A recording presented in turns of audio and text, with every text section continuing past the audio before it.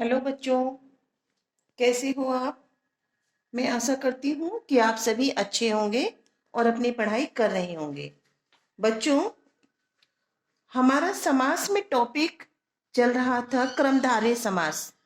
क्रमधारय समास के बच्चों मैंने आपको 4 प्रकार बताए थे। तो जो हमारा 4 है रूपक क्रमधारय, ठीक, आज हम उसे ही करेंगे। सभी बच्चे अपनी नोटबुक निकाल लें। बच्चों नोटबुक लेके बैठा करें और अपने बच्चों जो भी आपके फ्रेंड सर्कल में आपके फ्रेंड्स हैं जो पढ़ना चाहते हैं, जो पढ़ रहे हैं, उन्हें भी प्लीज लिंक शेयर कर दिया करें। रूपक क्रमधारय बच्चों परिभाषा देखिए। जब समासिक पद में पूर्व पद उपमेय तथा उत्तर पद उपमान होता है वहां रूपक क्रमधारय समास होता है। ठीक है क्या यहाँ पे जो हमारा पूर्व पद है वो उपमेय है और उत्तर पद क्या है, उपमान। तो उपमान आपको मालूम होगा क्या होती है। चलिए आगे बताते हैं आपको। सबसे पहले क्रम संख्या, समस्त पद, समास विग्रह और अर्थ। बच्चों देखिए हमारा जो फर्स्ट शब्द है वो है विद्या धनम। ठीक है, विग्रह कैसे करेंगे, विद्या इव धनम, अर्थात हिंदी क्या हुई उसकी बच्चों, विद्या रूपी धन। ठीक है, सेकंड है शोका अग्नि। शोक जो बच्चों दुख होता है, शोक होता है, वो है शोका अग्नि। यहाँ पे संधि हो रखी है शोका अग्नि में, तो हम विग्रह करेंगे उसको शोक इव अग्नि, शोक रूपी अग्नि। जैसे विद्या रूपी धन उसी प्रकार शोक रूपी अग्नि। ठीक है बच्चों, ये जहां पर आपको ये लगता है कि पूर्व पद हमारा उपमेय है और उत्तर पद उपमान है तो वहां पर हमारा रूपक क्रमधारय समास होगा। चलिए बच्चों, हमारा क्रमधारय समास यहीं पे समाप्त होता है और अब हम इससे अगले वाला समास जो है वो है द्वंद्व समास। द्वंद्व समास में आपने हिंदी में भी पढ़ रखा होगा बच्चों। द्वंद्व समास में क्या होता है, दोनों पद प्रधान होते हैं। तो संस्कृत में जो हमारा द्वंद्व समास है उसका जो सूत्र है बच्चों, सूत्र जरूर नोट करिए। अलग से बच्चों आप अपना नोटबुक बना लेंगे, मैं भी आपको लास्ट में एक शॉर्ट वीडियो प्रोवाइड कराऊंगी जिसमें उनके नेम होंगे और उनके सूत्र होंगे। सूत्र है इसका, उभय पद प्रधानो द्वंद्व है। अर्थात जहां पर बच्चों समस्त पद में जो हमारा होता है ना, जिसके दोनों पद प्रधान होते हैं वहां पर द्वंद्व समास होता है। परिभाषा नोट करेंगे सभी बच्चे।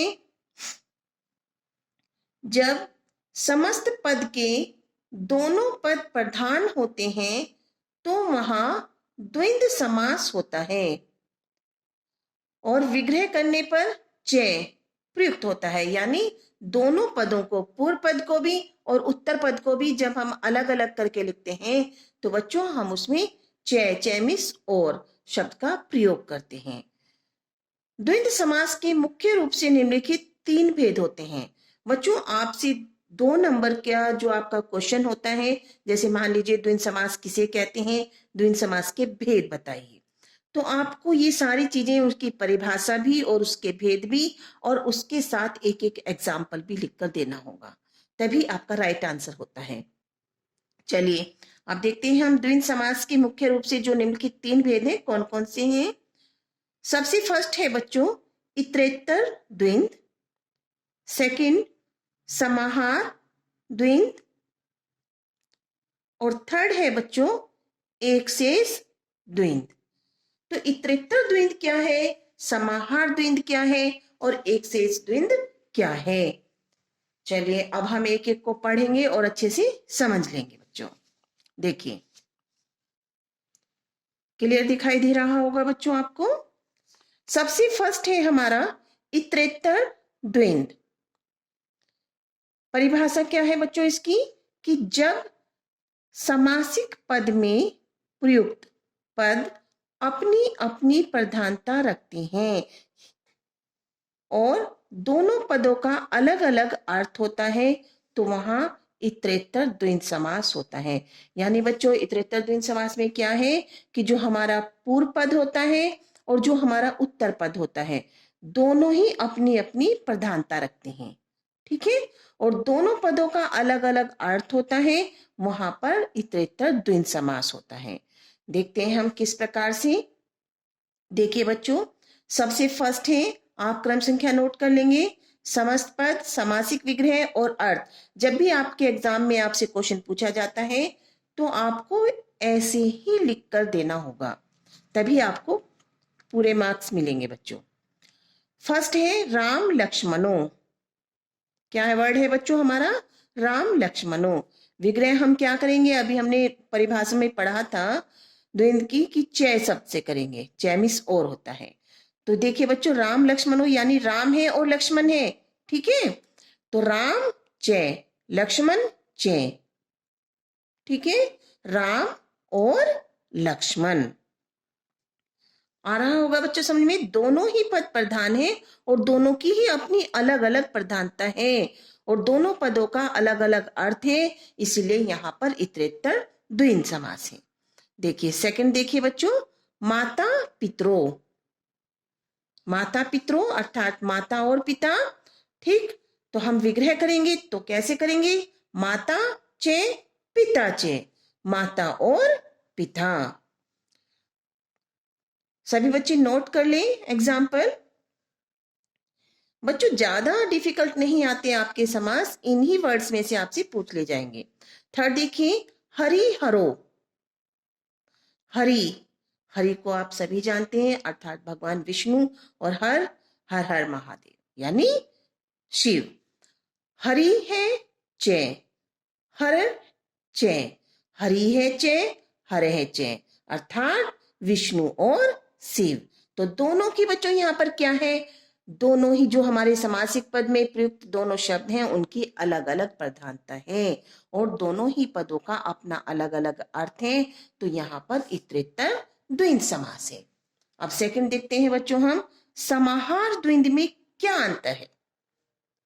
कि भाई समाहार द्वंद्व समास है क्या है? जब, परिभाषा जरूर नोट करें बच्चों, जब समासिक पद में,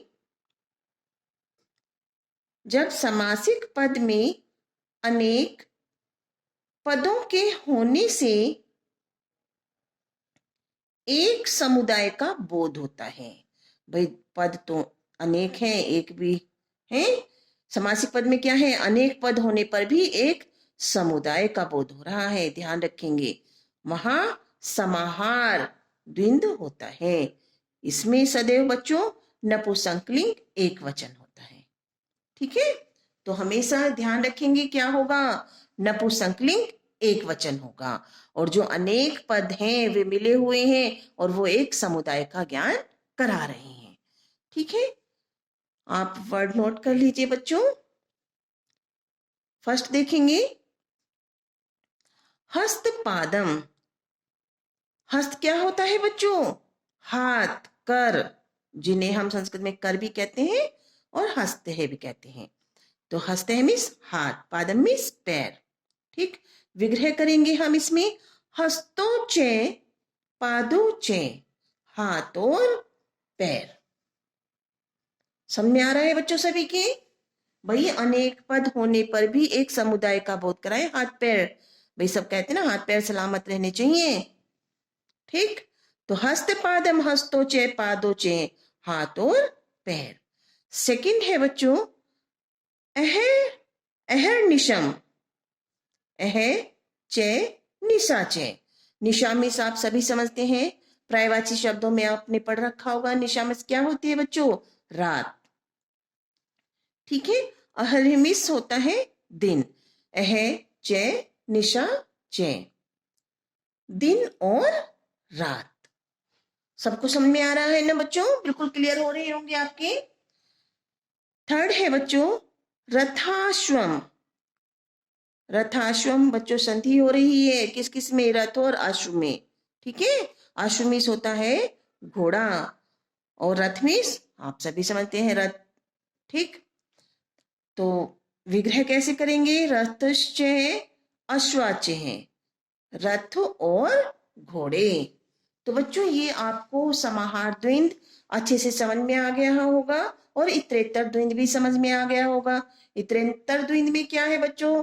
जो हमारा समासिक पद है उसके जो उसमें जो शब्द जो पद प्रयुक्त किए गए हैं उनकी अपनी अपनी प्रधानता होती है, दोनों पदों का अलग अलग अर्थ होता है, इसलिए वहां पर इतरेतर द्वंद्व समास होता है, जैसे राम लक्ष्मणों। ठीक, एक एक एग्जाम्पल आपको अपने माइंड में बिल्कुल सेट करना है बच्चों। और समाहार में क्या है? जब समासिक पद में अनेक पदों के होने से एक समुदाय का बोध होता है, ठीक है, तो वहां पर समाहार द्वंद्व होता है और इसमें सदैव बच्चों नपुंसकलिंग एक वचन होता है। ये चीजें आप ध्यान रखेंगे।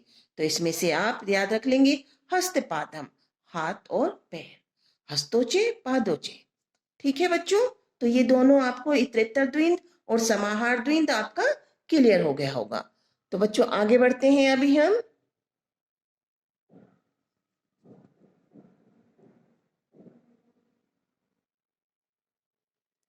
देखिए बच्चों, थर्ड है एक शेष द्वंद्व। एक शेष द्वंद्व जब समान पदों में, नोट करते रहेंगे बच्चों, बिल्कुल आपका टॉपिक क्लियर हो जाना चाहिए कि जब समान पदों में समास होने पर एक पद शेष रह जाता है। ठीक है, वही पद तो दो या दो से अधिक थे, लेकिन फिर उनमें एक पद शेष रह जाता है जो दोनों पदों का बोध कराता है, यानी उस पद से हमें दोनों पदों का ज्ञान होता है, तो वहां एक शेष द्वंद्व समास होता है। इस समास में सदैव द्विवचन होता है, यानी जो हमारा समस्त पद होगा वो द्विवचन शब्द होगा। तो ये चीजें आप नोट करेंगे। इसमें बच्चों सबसे पहले देखिए क्रम संख्या, समस्त पद, समास विग्रह और अर्थ। देखिए फर्स्ट है हमारा पित्रो। क्या शब्द है बच्चों? पित्रो, द्विवचन है इसमें। तो पितरों में कौन कौन से पद समाहित हैं? माता च, पिता च, अर्थात माता और पिता। ठीक है बच्चों।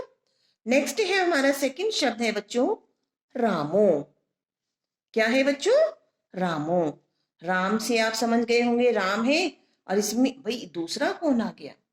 ठीक है, तो सबसे पहले आप राम को अलग करिए। राम चे, परशुराम चे। परशुराम का आपने सबने नाम सुन रखा है, तो इसमें हमारे दो हैं, राम चे और परशुराम चे, राम और परशुराम बच्चों। ठीक है, अब बच्चों हमारा थर्ड शब्द है भ्रात्रो। क्या वर्ड है बच्चों? भ्रात्रो। भ्राता कौन होता है? भाई। ठीक है, तो भ्रात्रों में अब दूसरा कौन आ गया भाई? देखते हैं। भ्राता चे, कौन? भ्राता चे और भगिनी चे। भगिनी होती है बच्चों बहन।